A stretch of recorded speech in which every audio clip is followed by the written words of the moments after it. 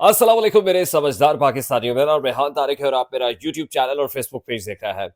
करोड़ हा दुरूद आका दो जहां नबी मेहरबान मोहम्मद मुस्तफ़ा सल्लल्लाहु अलैहि वसल्लम पर। इस दुआ और इस उम्मीद के साथ इस व्लॉग का आगाज करते हैं कि अल्लाह रब्बुल इज्जत इस मुल्क के फैसला साजों के दिलों में समझदार पाकिस्तानियों के लिए नरमी पैदा कर दे। वफाकी दारुल हुकूमत इस्लामाबाद में एस्टैब्लिशमेंट के दो बड़ों की इंतहाई अहम और खुफिया मुलाकात हुई है। वैसे तो हम फौज को उर्फ आम में इस्टैब्लिशमेंट कहते हैं, लेकिन इस्टैब्लिशमेंट के अंदर जुडिशरी भी शामिल है, इस्टैब्लिशमेंट के अंदर एग्जेक्टिव भी शामिल होती है। यहां मैं सिर्फ आपको इतना बता दूं कि इस्टैब्लिशमेंट के दो बड़ों से मुराद यहां पर अस्करी इदारे के एक बड़े फर्द की मुलाकात है और एक फर्द का ताल्लुक जुडिशरी से है, टॉप जुडिशरी, टॉप शख्सियत से है। दूसरी इंपॉर्टेंट बात यह है कि आज पाकिस्तान तहरीक इंसाफ ने कंट्री वाइड प्रोटेस्ट का ऐलान कर रखा था। यह प्रोटेस्ट हुआ, कारकुनान और रहनुमा बड़ी तादाद में निकले और हस्बे रिवायत जब गुज़श्ता हफ्ते पाकिस्तान तहरीक इंसाफ ने एहतजाज किया था तो पुलिस ने पहले रैलियां निकालना शुरू कर दी थी। जीपीओ चौक पे जुल्म का पहाड़ टूटा है और ये ना सिर्फ कारकुनान पर टूटा है बल्कि रहनुमाओं पर भी टूटा है और रहनुमाओं को गिरफ्तार भी कर लिया गया है। अभी जिस वक्त मैं आपसे बात कर रहा हूं, सलमान अकरम राजा गिरफ्तार है, सरदार लतीफ खोसा गिरफ्तार है, हाफिज फरत अब्बास जो कप्तान के इंतहाई अहम और करीबी खिलाड़ी हैं वो भी गिरफ्तार हुए हैं। और ऐसी ऐसी वीडियोस वायरल हैं जो मैंने देखी हैं, तो यकीन कीजिए कि ऐसा टॉर्चर, इतना ब्रूटल टॉर्चर और गिरफ्तारी यकीनन जस्टिफाइड नहीं है। और पंजाब की वजीर आला मरियम नवाज शरीफ साहिबा जो ये कहती हैं कि मैं ऑपोजिशन की भी वजीर आला हूं और पंजाब में एक नए दौर का आगाज होगा, तो फिर प्लीज आईजी पंजाब को ये इंस्ट्रक्शंस दे, फौरी तौर पर पंजाब पुलिस को इंस्ट्रक्शंस दे कि खुदा का वास्ता है बच्चों के जहनों के ऊपर ये जुल्म और तशद्दुद की जो अक्कासी है, ये जो तस्वीरें हैं, खुदा का वास्ता ये नक्श ना कीजिए, क्योंकि ऐसी ऐसी पिक्चर्स हैं कि जिसमें बच्चों के सामने उनके बुजुर्गों को, उनके बड़ों को, उनके वालिदैन को मारा पीटा जा रहा है, घसीटा जा रहा है, लिटरली घसीटा जा रहा है। क्या कुछ हुआ है मैं इसकी डिटेल जरा आगे चल के आपको बताता हूं। आसिफ अली जरदारी साहब ने बिलाखिर 14वें सदर की हैसियत में, सदर ममलिकत की हैसियत में हल्फ उठा लिया है और आसिफ अली जरदारी साहब को अब ऐवान सदर के अंदर जाहिर है कई तरह की इम्यूनिटी हासिल होगी, इस्तिस्ना हासिल होगा। और आसिफ अली जरदारी साहब जब कहते हैं ना कि एक जरदारी सब पे भारी, तो कैसे माजी करीब में इम्यूनिटी हासिल करते रहे हैं और अब उनको कैसी प्रोटेक्शन और छत्र छाया हासिल हो गई है, जिसके बाद मैंने जब आज सुबह के व्लॉग में आपको बताया था कि दो अहम ओहदों पर उनकी नजर है, उसको लेने का रास्ता और यूं कहिए कि उसका जो पाथ है वो बड़ा क्लियर हो गया है। बहुत ही क्लियर हेडेड है आसिफ अली जरदारी साहब और कैसे बड़ी तेजी से उन दो ओहदों की जानिब बढ़ रहे हैं, ये मामला भी आपके इस व्लॉग के अंदर आपके सामने रखेंगे। लेकिन उससे पहले मैं इंतहाई अदब से आपसे रिक्वेस्ट करता हूं कि अगर आपने हमारा चैनल सब्सक्राइब नहीं किया तो चैनल को सब्सक्राइब कर लें। अगर वीडियो पसंद आए तो लाइक और शेयर करना इसलिए जरूरी है कि इससे हमारा मैसेज तक पहुंचता है और अगर बेल आइकन प्रेस करेंगे तो ऐसी बहुत सारी वीडियोस आपकी निगाह से बर वक्त और तवातुर से गुजरती रहेंगी। प्रेसिडेंट का ओहदा कितना अहम है देखिए at this point in time. वैसे तो 18वीं तरमीम जो सदर आसिफ अली जरदारी साहब के दौर में मंजूर हुई थी उसके बाद, और ये बड़ा पन था आसिफ अली जरदारी साहब का कि उन्होंने अपने हाथ काट दिए थे सदर से 58(2)B का इख्तियार लेके, बिलाखिर उसको खत्म करके 58(2)B को लिटरली वजीर आजम को, प्राइम मिनिस्टर ऑफिस को एम्पावर्ड कर दिया गया था। लेकिन अभी ऐवान सदर में आने से आसिफ अली जरदारी साहब को जो एक बड़ा फायदा हुआ है वो ये है, जो माजी में भी होता रहा है। आपने देखा नवाज शरीफ साहब गिरफ्तार हुए, उनकी साहबजादी गिरफ्तार हुई, शहबाज शरीफ साहब गिरफ्तार हुए, उनके साहबजादे गिरफ्तार हुए, नैब के केसेस थे, बदतरीन विक्टिमाइजेशन थी। लेकिन आसिफ अली जरदारी साहब हमेशा बड़ी गिरफ्तारी से बच निकलते हैं। अगर मैं ज्यादा दूर ना जाऊं, मैं बात करूं मुशर्रफ दौर की, तो मुशर्रफ दौर के अंदर मुशर्रफ साहब को जब ये लगा कि उनको वर्दी उतारनी है लेकिन प्रेसिडेंट बरकरार रहना है, तो सदर के ओहदे पर बरकरार रहने के लिए उस वक्त के डिक्टेटर को लेजिटिमेसी चाहिए थी। उस वक्त पीपल्स पार्टी से हाथ मिलाना पड़ा। ये एनआरओ जिसकी बात होती है, तारीखी एनआरओ की जो मुशर्रफ ने दिया था, ये दस्तखत तो बुनियादी तौर पर मोहतरमा बेनजीर भुट्टो के साथ हुए थे। आपको याद होगा, जो तारीख के तालिब इल्म है और जिन्होंने पाकिस्तान की पॉलिटिकल हिस्ट्री को जो बड़े करीब से जानते हैं, उनको ये याद होगा कि मोहतरमा बेनजीर भुट्टो के साथ एनआरओ हुआ था मुशर्रफ साहब का। और नवाज शरीफ साहब तो इस चक्कर में आ गए थे कि हुजूर आपने जो मोहतरमा बेनजीर भुट्टो है उनके साथ एनआरओ पे दस्तखत कर दिए हैं, तो मेरे लिए भी कोई रास्ता निकाले। आए, उनको आने नहीं दिया गया, लैंड मतलब फौरी तौर पे वापस एयरपोर्ट से वापस भिजवा दिया गया था, याद है ना आपको।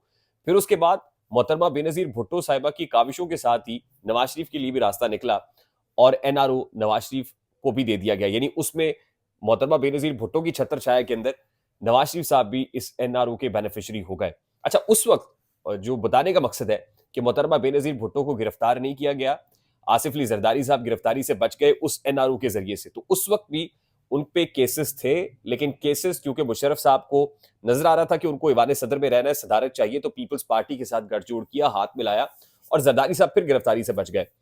उसके बाद दूसरी बार जब अहम दौर आया तो आपको याद होगा कि फिर नवाज शरीफ साहब का दौर था, आसिफ अली जरदारी साहब की जरूरत थी, जरदारी साहब को गिरफ्तार नहीं किया गया। अ, फिर आपने देखा कि इमरान खान के दौर में केसेस बने, जरदारी साहब के ऊपर एफआईए का भी केस था, शुगर स्कैंडल भी था, लेकिन जरदारी साहब की फिर जरूरत पड़ गई उस वक्त की इस्टेब्लिशमेंट को, जनरल कमर जावेद बाजवा को, और बाजवा साहब को इमरान खान साहब को घर भेजने के लिए, पाकिस्तान तहरीक इंसाफ से छुटकारे के लिए आसिफ अली जरदारी साहब की जरूरत थी।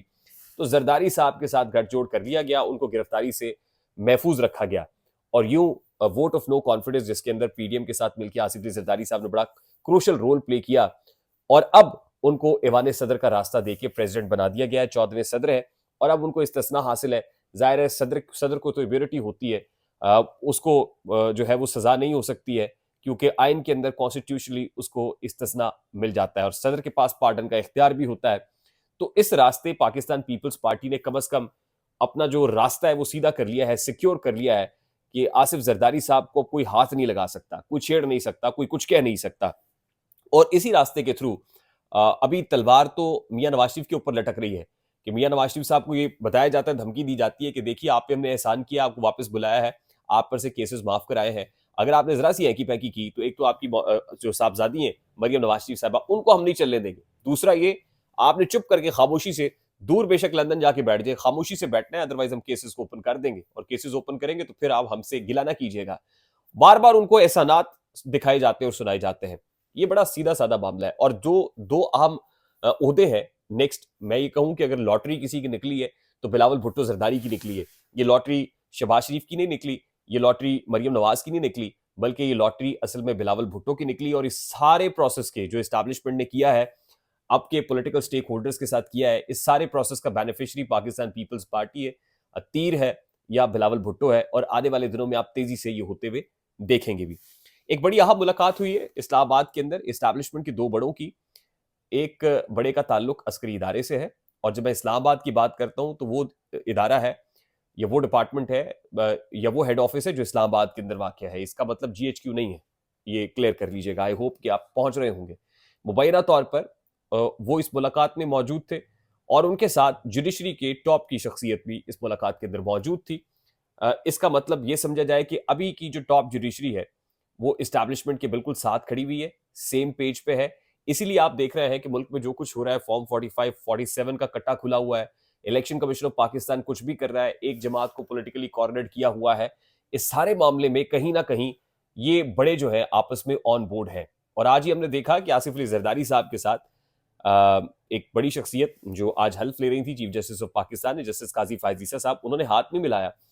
काजी फायज ईसा साहब के मुतालिक ये है कि जब से कोविड आया है वो किसी से हाथ नहीं मिलाते हैं, तो आज ही काजी फायज ईसा साहब ने हाथ मिलाया है आसिफ अली जरदारी साहब से। तो इसके अंदर भी नॉन वर्बल जो कम्युनिकेशन है बड़ी इंपॉर्टेंट होती है। तो आज काजी फायज ईसा साहब का आसिफ अली जरदारी साहब से इतने अरसे के बाद हाथ मिलाना, जब वो किसी शख्सियत से हाथ नहीं, खासतौर पर मीडिया के सामने तो किसी से हाथ नहीं मिलाते हैं कोविड की वजह से। जब से कोविड आया उसके बाद उन्होंने अपना तौर तरीका तब्दील कर लिया, लेकिन आज सारे मीडिया के सामने, नेशनल इंटरनेशनल मीडिया लगा हुआ है, आसिफ अली जरदारी से हाथ मिला लिया। तो इसकी बड़ी बड़ी सिंबॉलिक इसकी वैल्यू है। दूसरी इंपॉर्टेंट चीज ये है कि आज ही पाकिस्तान तहरीक इंसाफ ने कंट्री वाइड एक प्रोटेस्ट, अच्छा वो जो मुलाकात हुई ना इस्लामाबाद के अंदर, उसके मुख्तलिफ पहलू हो सकते हैं। कुछ गिरफ्तारियां भी हैं, कुछ केसेस भी हैं, पॉलिटिकल पार्टी भी है उसके केसेस भी हैं, कुछ सहाफ़ियों के केसेस भी हैं। मैं आपको इशारों के नाम में बता दूं, ये बड़ी कुछ सहाफ़ी गिरफ्तार भी हैं। तो इस हवाले से भी कुछ डिस्कशन हुई होगी। फिर उसके बाद आज पाकिस्तान तहरीक इंसाफ ने जो कंट्री वाइड प्रोटेस्ट किया है, जो बड़ा क्रैकडाउन हुआ, उसके अंदर सलमान अकरम राजा गिरफ्तार है, लतीफ़ खोसा गिरफ्तार है, फरहत अब्बास गिरफ्तार है। मेरी नज़र से लाहौर जीपीओ चौक की ऐसी वीडियोस भी गुजरी है जिसमें गाड़ी में एक बुजुर्ग ने पाकिस्तान तहरीक इंसाफ का झंडा उठाया हुआ था। वो भारत का झंडा नहीं था, वो अफगानिस्तान का नहीं था, वो किसी और मुल्क का झंडा नहीं था, लेकिन उस बुजुर्ग को जो गाड़ी की छत पर बैठे हुए थे, उसको डॉल्फिन के एहलकारों ने जिस तरह से दबोचा और घसीटा है, गाड़ी से नीचे उतारा है। उनके जो गालिबन नवासे होंगे या पोते पोतियां होंगी, उसी गाड़ी के अंदर मौजूद थे। वो छोटे बड़े मासूम बच्चे हैं, और पुलिस ही पुलिस जिसने गाड़ी को चारों तरफ से घेरा हुआ है। अब उन बच्चों के जहनों पर तो नक्श होगा कि उनके दादा को या उनके नाना को जिस अंदाज में घसीटा गया है, जितना ब्रूटली गिरफ्तार किया है। गिरफ्तारी के तरीके होते हैं, आप गालियां दे रहे हो, आप नंगी गालियां दे रहे हो, ये भी ना देखें कि किसी की सफेद दाढ़ी है, बारिश आदमी है, बुजुर्ग है, ये भी ना देखें कि गाड़ी के अंदर बच्चे मौजूद है, मासूम है। वो कितना मेंटल टॉर्चर होंगे इससे। तो पंजाब पुलिस का ये तर्ज अमल बिल्कुल दुरुस्त नहीं है, जस्टिफाइड नहीं है। पंजाब की वज़ीर आला मरियम नवाज शरीफ साहिबा हैं। देखिए, एहतजाज करना जमहूरी हक है और जमहूरी माशरों के अंदर एहतजाज किया जाता है। एहतजाज का रास्ता मत रोकिए, घुटन ज़दा माहौल ना पैदा कीजिए। लोग अपना कैथारसिस करना चाहते हैं तो उनको करने दीजिए। फ़रहत अब्बास साहब को जिस तरह गिरफ्तार किया गया, रावलपिंडी में मैं देख रहा था, सिमाबिया ताहिर है, पाकिस्तान तहरीक-ए-इंसाफ की रहनुमा, उनके कारकुनान को उनके साथ जो बदतमीज़ी हुई है वो अपनी जगह पर है। और पंजाब पुलिस की जहाँ तक बात है तो एलिजेडली एक स्टोरी और भी गर्दिश कर रही है। मैं अभी इस हवाले से काम कर रहा हूँ। डीआईजी जो सीआईए ऑर्गेनाइज क्राइम है, कैप्टन रिटायर्ड लियाकत साहब, ये वही है ना डॉक्टर्स हॉस्पिटल में जिन्होंने धींगा मुश्ती की थी, उनसे मुतालिक ये कि एक मुलजिम को केपी से गिरफ्तार किया गया, उसको यहाँ लाया गया और उससे मुबैना तौर पर 7 करोड़ रुपए लिए गए हैं और उसकी जो अपनी ऑडियो है, वीडियो है, वो भी सामने आ गई है। तो पंजाब पुलिस जो कुछ कर रही है, मरियम नवाज शरीफ साहिबा ठीक है, आप बेकरियों के दौरे कर रही हैं, आप स्कूलों में जा रही हैं, सारा कुछ हो रहा है, लेकिन पुलिस कल्चर की तब्दीली की जो बहुत बात होती है, हर पॉलिटिकल पार्टी करती है। तो अभी ये जो कुछ देखा जा रहा है, खुदा का वास्ता है, खुदा का वास्ता है, इसको रोकिए, इतनी नफरत ना बढ़ाइए, इतना नफरत ना पैदा कीजिए, लोगों के लिए ब्रीदिंग स्पेस रहने दें। सियासत के अंदर जो कहते हैं ना, सीने में सियासत के सीने में दिल नहीं होता, मैं समझता हूँ कि सियासत के सीने में बड़ी कुशादा दिली होती है, बहुत दिल होता है और सियासत में मोरालिटीज को पनपने दें, सियासत में अखलाकियात की धज्जियां ना उड़ाएं। इस गुजारिश के साथ मुझे आपसे इजाजत चाहिए, लेकिन मैं आपसे रिक्वेस्ट करता हूं कि अगर आपने हमारा चैनल सब्सक्राइब नहीं किया, चैनल को सब्सक्राइब कर ले, वीडियो पसंद आए तो लाइक और शेयर करना हरगिज मत भूलिएगा, बेल आइकन जरूर दबा दीजिएगा। मुझे रेहान तारिक को इजाजत दीजिए, अपना बहुत सारा ख्याल रखिएगा। अस्सलाम वालेकुम।